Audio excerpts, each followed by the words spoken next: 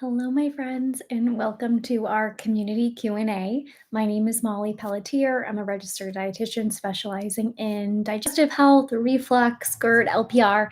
I was a former GERD sufferer myself, so I struggled with GERD and reflux for over a decade, and so that is why I started this page, this channel, to help you learn more about digestive health, about reflux, so that you can overcome your symptoms and live your fullest life. So if you are joining, please do let me know where you're joining from. I would love to learn where you're joining from, kind of what you're hoping to learn on this channel.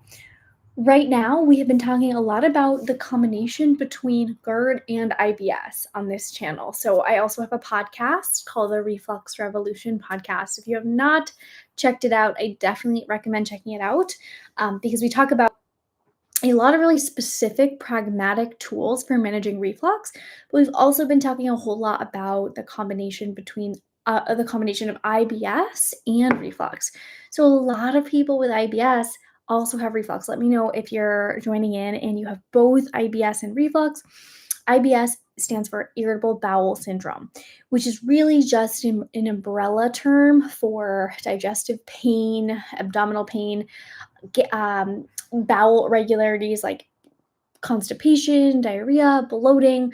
So oftentimes there are these other symptoms and not just reflux, or maybe reflux is a symptom of IBS. Maybe reflux is a result of constipation. And the reason why constipation can actually be a root cause of reflux is because constipation creates like this pressure imbalance in the digestive tract. If we are not eliminating properly, we have like a traffic jam in our digestive tract. All this stool is stuck in our digestive tract and it can actually put pressure on your stomach. And when you have increased pressure on your stomach from constipation, from being overweight, from eating a meal that is super, super large, this can actually loosen the lower esophageal sphincter and contribute to reflux. So we really do want to think about the whole GI system when we're thinking about reflux. So if you're just joining, let me know where you're joining from. Let me know what questions you guys have. I'd be happy to answer any questions that you guys have. But hey Jeremy, thanks for joining. Yeah, so smoking, good comment about smoking. Smoking can loosen the lower esophageal sphincter. Smoke is also irritating to the esophageal tissue. So that is something that we definitely do see contributing to reflux in people's medical histories. Other things that could be contributing as well in people's medical histories, something that we've been seeing kind of more frequently is this idea of like post-viral reflux. So this idea of getting a virus and then having reflux, GERD, LPR. And this doesn't mean that you'll have these issues forever. Oftentimes what this means is that you had a big reflux flare following an illness. And so we're not only thinking about supporting your overall digestive health, but we need to get you out of this reflux flare. Hey, China from Michigan. Hey, Jeremy from New York. So when we're thinking about getting out of a reflux flare, it has a lot to do with reducing inflammation because everyone has occasional reflux. Like occasional reflux is not the problem, but it's when it's like chronic every day, or you had a really, really big event or a really acidic event, and it created this irritation, this inflammation. And so we want to be thinking about how do we reduce that? First and foremost, it's reducing the reflux itself. But then it's also going to be using strategic supplementation to help reduce inflammation. So I really like using slippery elm. I do have a slippery elm supplement coming out called Sequoia Soothe that I'm really excited about.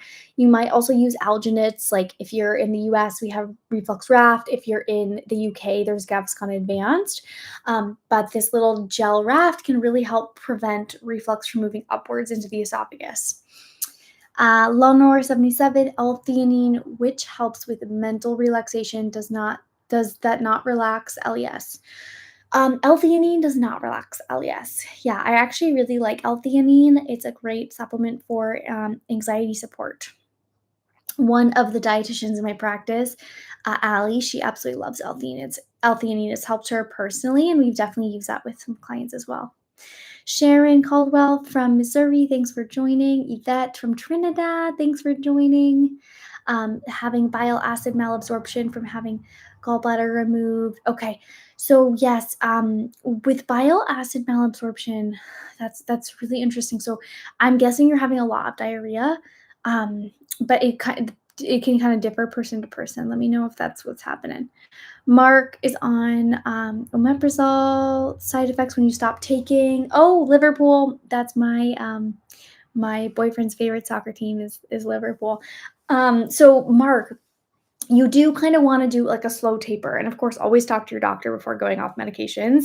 But in general, when you've gotten the approval from your doctor, you want to see if maybe they make this medication in a lower dose so that you can kind of alternate and slowly gradually come off of it. If they don't make your medication in a lower dose, sometimes you can open it up and take like the beads out and slowly reduce that way. Maybe you can slice it in half. You can ask your pharmacy kind of if that's okay for you. Omeprazole generally does come in a 10 milligram in the US, which makes it really easy to wean off of because you can kind of gradually do that. And then you'd probably want to be doing like Gaviscon Advanced or Reflux Raft. I think Gaviscon Advanced is going to be the one that you can find when you're weaning off, so that if you have any kind of rebound symptoms, you're covered there. And then small frequent meals, everything we talk about on my YouTube channel. So like chewing really well, managing stress, all of that, I would definitely focus on, Mark. Jeremy Diaz, yeah, magnesium glycinate is great for anxiety and sleep. I love that. So Yvette, in terms of bile acid malabsorption, there are certain medications that may be able to bind to the bile acids. So you definitely want to talk to your GI doctor. But if you've tried these bile acid sequestrants and you're not having any relief, we nutritionally also want to really up your soluble fiber. Soluble fiber binds to bile acids. H Noodles 51, how long can a flare last? No gallbladder, so I'm having okay. Yeah, so flares are in a time of increased heightened symptoms. And if we are not necessarily supporting the body in with all the ways I've talked about so far, nutrition, strategic supplementation, flares can go on for months.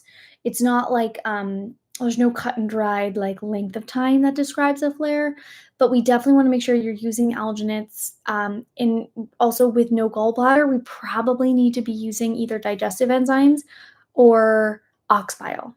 There's usually a need for that. Josue from Boston. That's awesome. I'm on the Cape right now, so I'm not too far from you.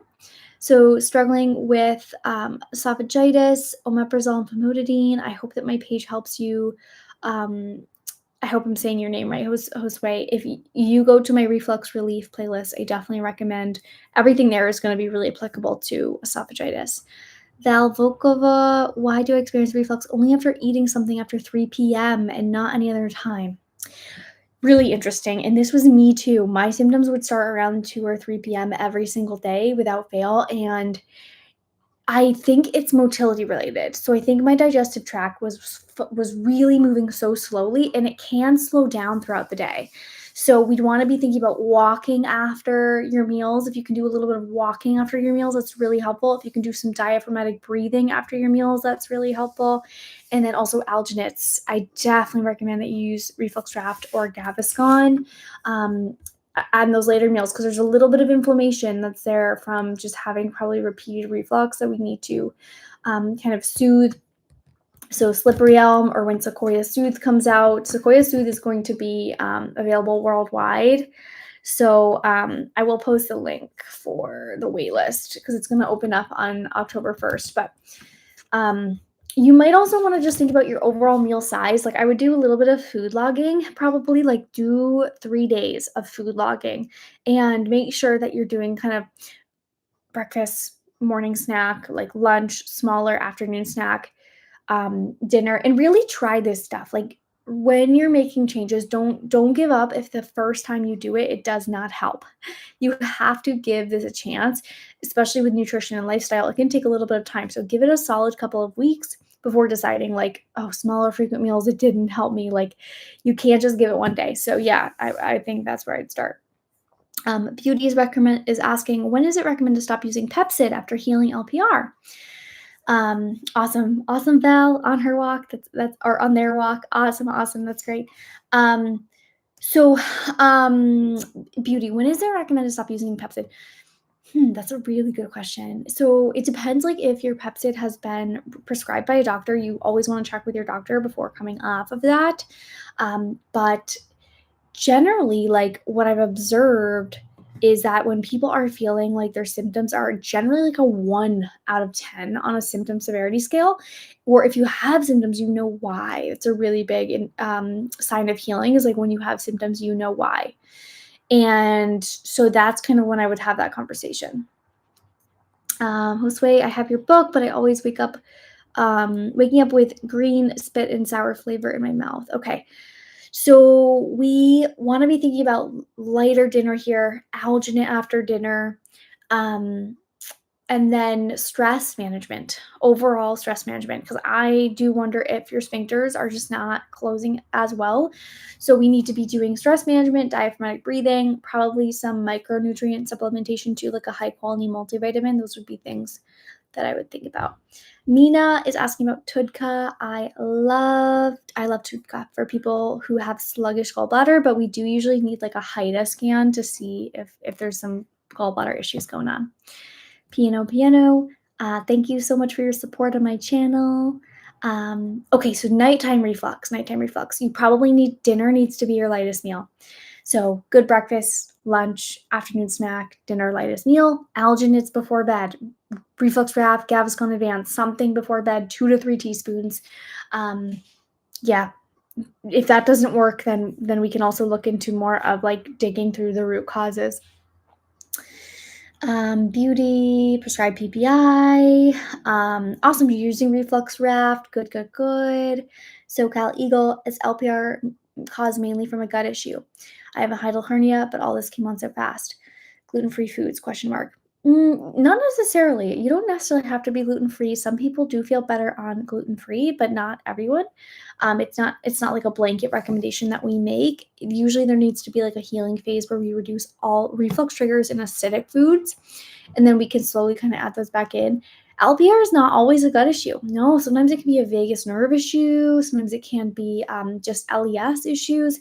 It's not always microbiome, but a lot of times there is a microbiome component. All right, my friends, that is all for today. Please join me next week as well for our Q&A. Thank you so much for your support on my channel. Be sure to share the reflux relief playlist with anyone who is struggling with reflux. And if you have not already checked out the reflux relief playlist, please go and check that out.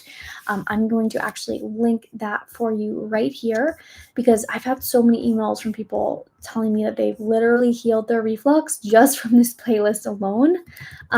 So don't sleep on this. Like really go through each video and absorb it and adopt it.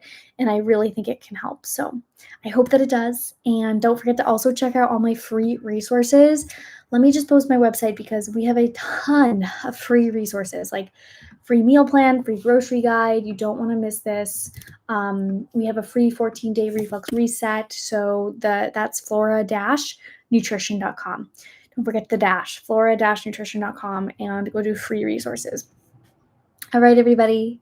Great to see you. Great to chat. And I'll see you next week.